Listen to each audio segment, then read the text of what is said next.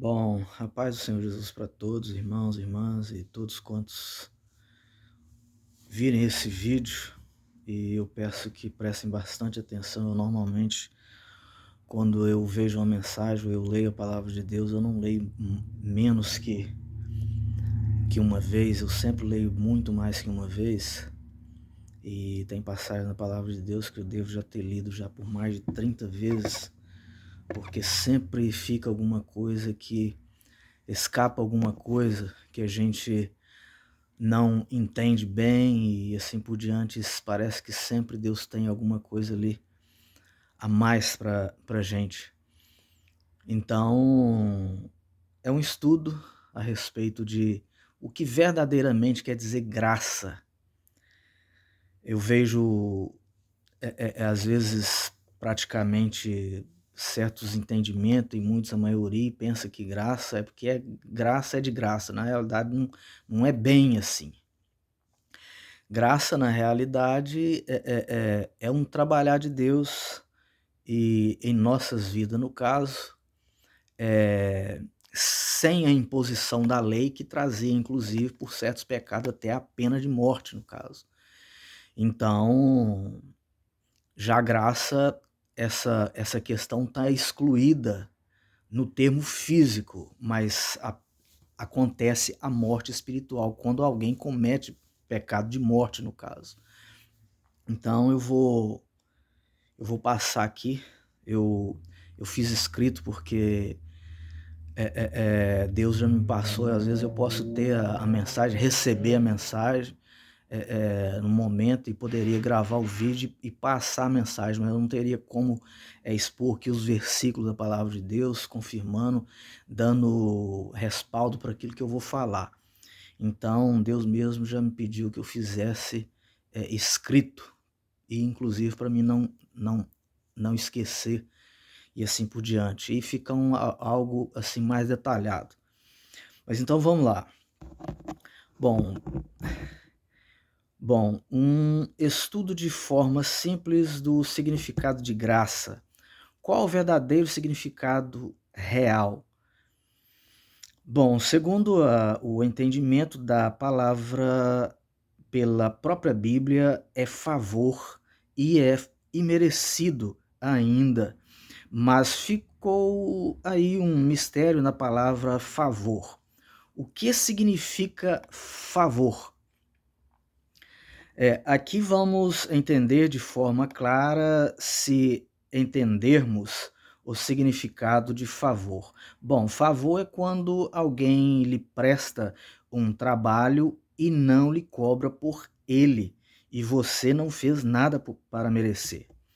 Agora vamos analisar a lei. A lei era uma imposição que não trazia perfeição, porque a pessoa pecava, e eu diria que não dava a mínima, ao ponto de Deus pedir que o povo tirasse um dia de proibição ou 3 dias de jejum, porque já que por sacrifícios os pecados eram perdoados, então por que não pecar? Bom, como eu já disse, era uma imposição.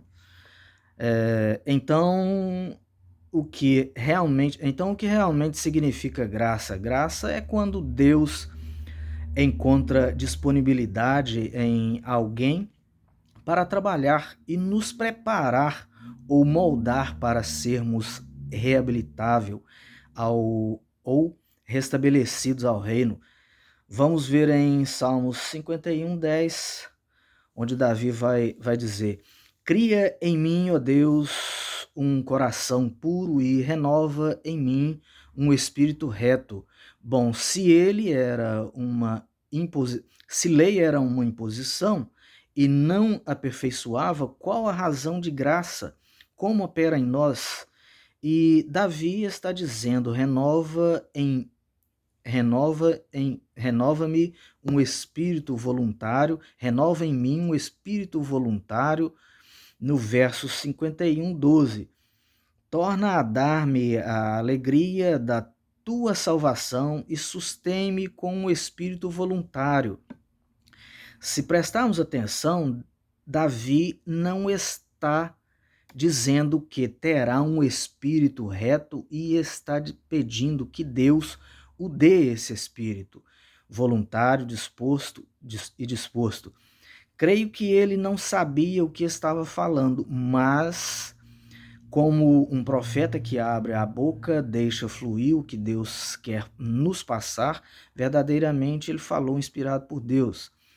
1 Pedro 5,2: Apacentai o rebanho de Deus que está entre vós, tendo cuidado dele, não por força, mas voluntariamente, nem por torpe ganância, mas de ânimo pronto. Aqui em 1 Pedro vemos novamente o termo voluntário. Bom, logo como graça opera em nós, graça é onde Deus encontra voluntariedade em nós para que Deus possa trabalhar em nós. Como ele disse a Jeremias, que assim como o barro nas mãos do oleiro, nós somos nas mãos dele, mas ele precisa encontrar essa voluntariedade em nós, assim como disse Davi. Graça, nesse caso, é Deus trabalhando em nós, nos moldando. Por isso é que muitas vezes nos pegamos em momentos de angústia, tristeza, desprezo, abandono, etc. São ferramentas que Deus usa para nos moldar. É a forma dele trabalhar, assim como Paulo disse que tinha um espinho na carne e rogou a Deus que o tirasse, e Deus simplesmente disse para ele: o meu poder, a minha graça te basta, Paulo, porque o meu poder se aperfeiçoa nas fraquezas do homem. E assim por diante, Deus usa muitos meios para poder nos moldar, para nos transformar. Mas graça é quando Deus consegue colocar suas leis em nossos corações, como está escrito em Hebreus 8:10, porque esse é o concerto que depois daqueles dias farei com a casa de Israel, diz o Senhor, porei as minhas leis no seu entendimento e em seus corações as escreverei, e eu lhes serei por Deus e eles me serão por povo. Resumindo, graça é um trabalhar gratuito para nos achegar a Ele pela disposição ou voluntariedade que Ele encontra em nós. Podemos analisar por termos teóricos, como uma mulher que casando com uma pessoa de posse, casando com uma pessoa de posse, mas vindo tempos ruins, esta não o abandona, ou vice-versa. Ou seja, ela verdadeiramente está com ele porque o ama. A lei tinha o operar de fora para dentro e era uma imposição. Como eu já falei, ou às vezes eu falo, na realidade, lei era basicamente uma ditadura. Assim era a lei. E então, não havendo aperfeiçoamento, Deus muda os planos dele. E através do sacrifício de Jesus, do próprio Filho, ele acaba nos comprando pelo coração, né? E assim por diante. Graça tem um operar de dentro para fora, logo assim, trazendo perfeição, porque é Deus colocando suas leis em nossos corações.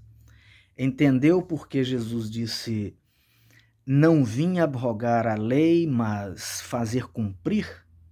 Assim fica mais fácil entender porque vem de um desejo no coração mediante o sacrifício de Cristo, onde Deus nos compra pelo sentimento, vendo um homem que podia ser muito mais que o que foi fisicamente ou materialmente,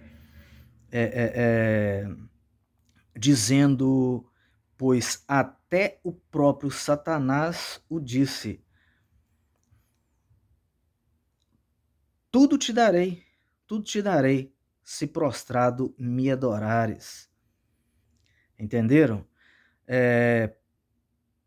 Até o próprio Satanás, né, disse para ele, poderia ter sido muito mais, mas até o próprio Satanás ofereceu para ele e Jesus não quis, ele antes preferiu deixar Deus trabalhar para que assim nós pudéssemos hoje participar ou sermos ingressados novamente ao reino de Deus pelo sacrifício que o próprio Pai ofereceu através do Filho.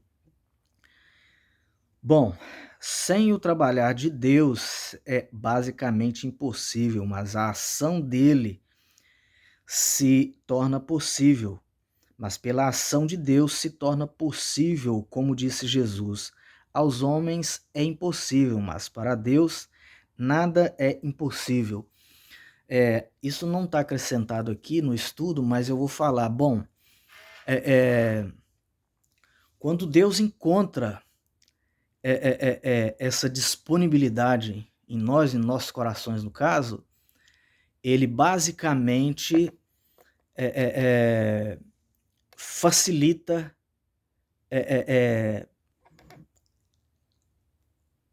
o operar de Deus, porque a gente precisa de passar por